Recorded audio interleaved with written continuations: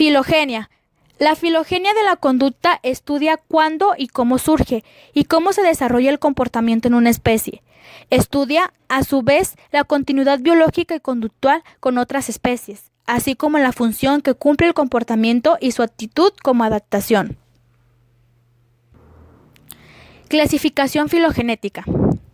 Linneo clasificó los organismos basado en características físicas obvias. Básicamente, los organismos se agrupaban juntos si se parecían.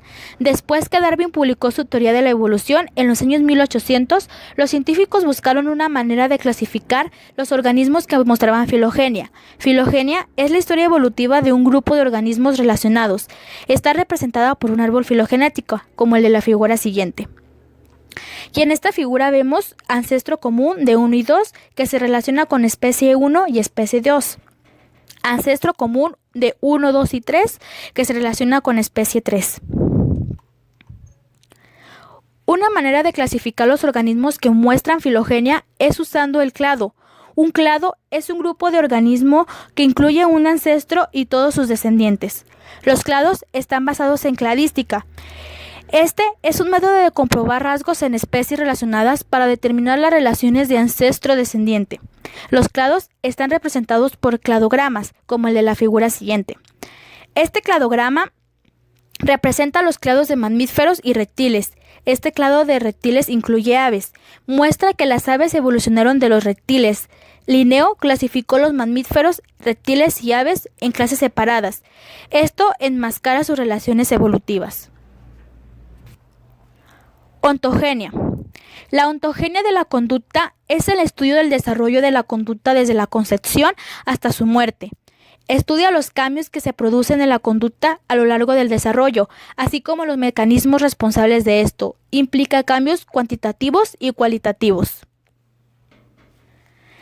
A finales del siglo XIX, algunos científicos pensaron que la ontogenia no solo podía revelar cosas sobre la historia evolutiva, sino que también conservaba un registro paso a paso de esa historia.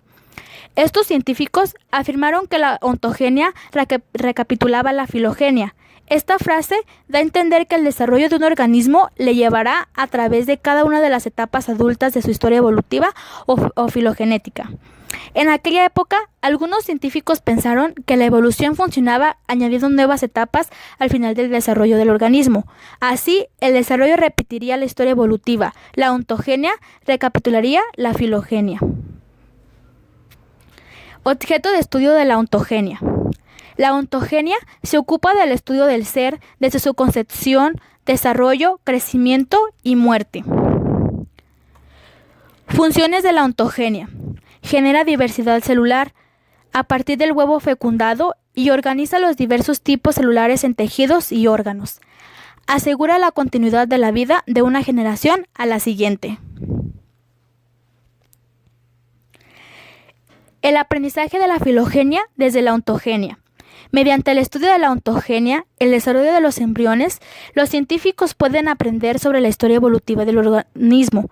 A menudo, pero no siempre, los caracteres ancestrales se conservan en el desarrollo del organismo. Por ejemplo, los embriones tanto del pollo como del ser humano pasan por un estadio en el que tienen hendiduras y arcos en el cuello que son idénticos a las hendiduras faringeas y los arcos branquiales de los peces. Esta observación apoya la idea de que los pollos y los seres humanos comparten un antepasado común con los peces. Por lo tanto, los caracteres del desarrollo, junto con otras pruebas, pueden utilizarse para construir las filogenias. Ontogenia y filogenia de la conducta. Watson planteaba una nueva psicología en cuanto al objeto y el método.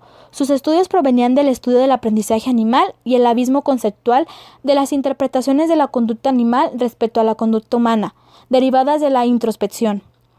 Watson veía con desconfianza el comportamiento humano complejo con base a instintos que supuestamente fueron heredados por la filogenética de las especies.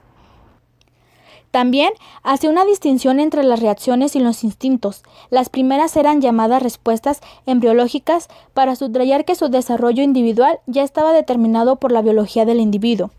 Los instintos, en cambio, eran formas complejas de conductas aprendidas integradas en ocasiones con reacciones embriológicas. También estudió a gemelos y concluyó que los instintos no se heredaban y que constituían hábitos regulados por el medio ambiente y las condiciones de cultura. Los hábitos manuales y verbales se desarrollaban a partir de las reacciones embriológicas, pero dichos hábitos no eran heredables ni heredados. Un ejemplo de este análisis pueden ser las emociones. Es tradicional pensar en las emociones como reacciones heredadas y dependientes de la estructura fisiológica del organismo. Las emociones eran el ejemplo más puro de conducta instintiva en el hombre. Watson pensaba que las emociones eran viscerales, complejos a partir de 3 tipos generales de reacciones embriológicas. La emocionalidad dependía de la dominancia de las reacciones viscerales sobre las reacciones motoras. Para él, las emociones consistían en el aumento de estímulos vinculados con reacciones originales y la integración de patrones variados de respuestas viscerales y motoras por dichos estímulos sustituidos. Las mismas reacciones viscerales podían tener distinto sentido emocional en distintas situaciones.